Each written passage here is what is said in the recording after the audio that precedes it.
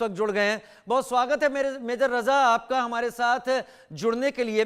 Major रजा, present में अभी जो कंडीशन चल रही है, हम देख रहे हैं कि भारत के प्राइम मिनिस्टर ने यह कहा कि जिन्होंने भी ये काम किया है उनको सजा मिलेगी और मिलकर रहेगी, लेकिन उन्होंने स्पेसिफाई नहीं किया। हालांकि मैंने पाकिस्तान से आ रहे बयान देखे तो रेल मिनिस्टर का यह कहना था कि हमने एटम बम चौके के लिए नहीं रखे हैं, शाहीन गजनवी हमने नहीं रखी है, बिलावल भुट्टो कह रहे हैं कि अगर पानी नहीं बहा तो खून बहेगा आप लोगों का। लेकिन खैर, इसको मैं आपकी तरफ नहीं, ये तो जस्ट एक जरिया है। क्या आपको भी लगता है मेजर रजा कि एक बड़ा कॉन्फ्लिक्ट ऑन द कार्ड्स है आने वाले दिनों में?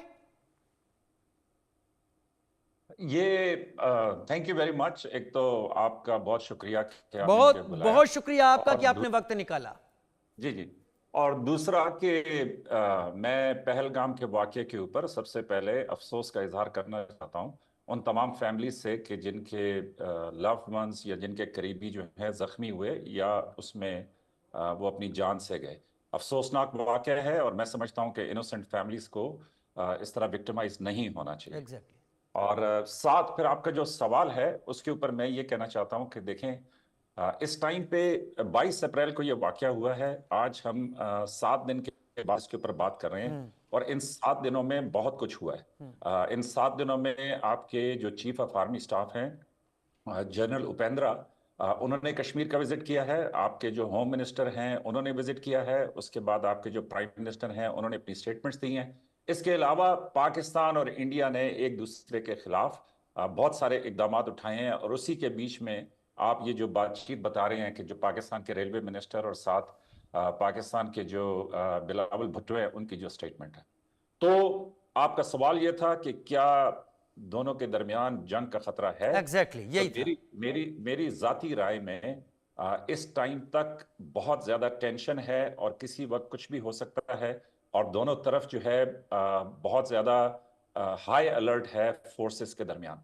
अब इसके ऊपर मीटिंग्स पाकिस्तान में हाईएस्ट लेवल पे हुई हैं और इसी तरह मीटिंग्स इंडिया में हाईएस्ट लेवल के ऊपर हुई हैं और मेरा ख्याल में कि जो फोर्सेस की हाई अलर्टनेस है वो अभी तक कायम दायम है। इसके अलावा वर्ल्ड लेवल के ऊपर अक़वाम मुत्तहिदा में जो सारी बातचीत हुई है उससे आप मुझसे बेहतर वाकिफ हैं, लेकिन मैं ज़ाती तौर पे ये समझता हूँ कि दोनों मुल्क जो न्यूक्लियर सलाहियत रखते हैं वो सबसे ज़्यादा दुनिया के लिए तशवीश की बात है।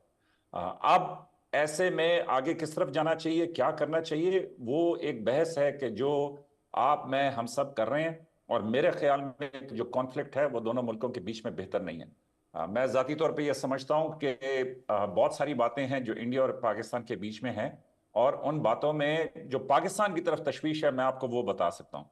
जो यहाँ पे मैंने इसीलिए आपको बुलाया है कि पाकिस्तान का नैरेटिव पाकिस्तान में जो चल रहा है एकदम फ्री होके बेतकल्लुफ आप सामने रखें, क्योंकि यहां पर तो ये चल रहा है कि सबक सिखाना है, जिन्होंने भी ये काम किया है और उनके पीछे जो लोग हैं उन्हें सबक सिखाना है। लेकिन पाकिस्तान क्या सोच रहा है, क्योंकि एज ए डिफेंस एक्सपर्ट मैं आपका जवाब अब तक जो सुन पाया हूं, इतना सलीकेदार जवाब अब तक मुझे पाकिस्तान के किसी पैनलिस्ट से मिला नहीं है। एंड दैट्स बिकॉज आप डिफेंस एक्सपर्ट हैं, फॉर्मर आप यूनिफॉर्म मैन इन यूनिफॉर्म है। तो मुझे बताइए चल क्या रहा है वहां पाकिस्तान में? देखें, जहां तक आम आदमी की सोच है, जाहिर है मैं भी पब्लिक में जाता हूं, लोगों से मिलता हूं, बातचीत करता हूं। आम आदमी तो यह समझता है कि ऐसी कोई बात नहीं होगी, कोई जंग नहीं होगी, दोनों मुल्क समझदार हैं, दोनों मुल्क न्यूक्लियर हैं और एक आम आदमी के दिल में यह बात नहीं आती कि जंग हो। ये उसकी एक आम सोच भी हो सकती है कि वो जंग का हामी नहीं है, लेकिन मैं आपको बता रहा हूं कि आम आदमी यह समझता है। लेकिन दूसरी तरफ जो बाखबर लोग हैं कि जो न्यूज़ के ऊपर नज़र रखते हैं, जो सिक्योरिटी एनालिसिस करते हैं, वहाँ पे मैं अपनी ज़ाती तौर पे बहुत ज़्यादा तशवीश रखता हूँ। वो इसलिए कि जो डायरेक्ट कम्युनिकेशन के चैनल्स थे वो पाकिस्तान और इंडिया ने बंद कर दिए हैं। अच्छी बात यह है कि अभी भी एम्बेसी का स्टाफ पाकिस्तान में भी मौजूद है, इंडिया की एम्बेसी का स्टाफ, और अभी तक पाकिस्तान की एम्बेसी का स्टाफ भी इंडिया में मौजूद है। तो कम्युनिकेशन चैनल्स मौजूद हैं, लेकिन बहुत सारी बातें ऐसी हुई हैं कि जिसकी वजह से एकदम से सारी सिचुएशन बढ़ी है।